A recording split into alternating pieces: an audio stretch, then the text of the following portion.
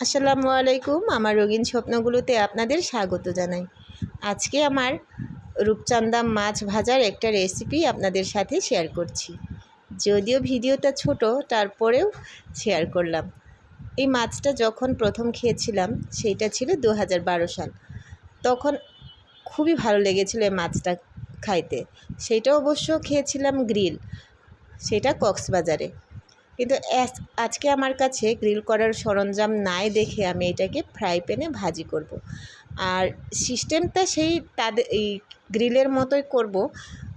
তো চলুন কি কি দিচ্ছি। তো একটু লবণ দিয়ে আগে মাখিয়ে নিলাম, তার আগে এটাকে একটু কেচে নিতে হবে। আমি এটাকে কেচে নিয়েছি যেন মশলা, লবণ, মরিচ এগুলো খুব ভালোভাবে ঢুকে।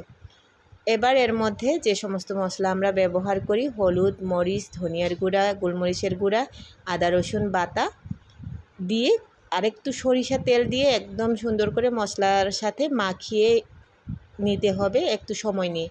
কারণ হচ্ছে এই মাছে যদি প্রপারলি মশলা টশলা না ঢুকে তাহলে হয়তো বা খাইতে ভালো নাও লাগতে পারে। এই কারণে তো যে জায়গাগুলো কেঁচা আছে সেই জায়গাগুলোতে হলো মশলাগুলোকে খুব সুন্দর করে আলতোভাবে ভরে দিতে হবে। এই মাছটার সাথে আরেকটা জিনিস দিতে ভুলে গেছি, সেটা হচ্ছে লেবু। এমনিতেই সামুদ্রিক মাছে একটু নিজস্ব গন্ধ থাকে, সেই গন্ধটা যদি লেবু দেওয়া যায় তাহলে একদমই থাকে না। আমি অবশ্য লেবুটা পরে ব্যবহার করব, যেহেতু মশলা ম্যারিনেট করার সময় ভুলে গেছি তাই। তো এখানে আমি অর্ধেক লেবু কেটে পুরো রসটাই দিয়ে দিচ্ছি। এবার খুব সুন্দর করে মাখিয়ে নিতে হবে।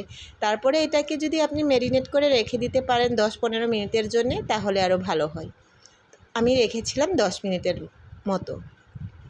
এবার এই যে ফ্রাই প্যানে তেল গরম করে এটাকে খুব সুন্দর করে আস্তে আস্তে ভেজে নিতে হবে।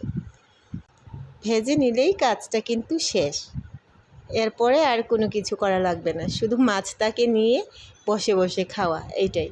তো এটাকে আপনি ভাতের সাথেও খাইতে পারেন অথবা স্ন্যাক্স হিসাবেও খাইতে পারেন। ও আরেকটা জিনিস, এখানে আমি কিন্তু সয়া সসও দিয়েছিলাম একটু, সেইটা বলতে ভুলে গেছি। তো এই যে প্রথমটা ভেজে নিয়েছি, দ্বিতীয়টাও খুব সুন্দর করে ভেজে নিচ্ছি। তো এটাই ছিল আমার আজকের রেসিপি। আমার এই ছোট্ট আয়োজনটা আপনাদের কেমন লেগেছে সেটা তো অবশ্যই জানাবেন। সবাই ভালো থাকবেন, সুস্থ থাকবেন।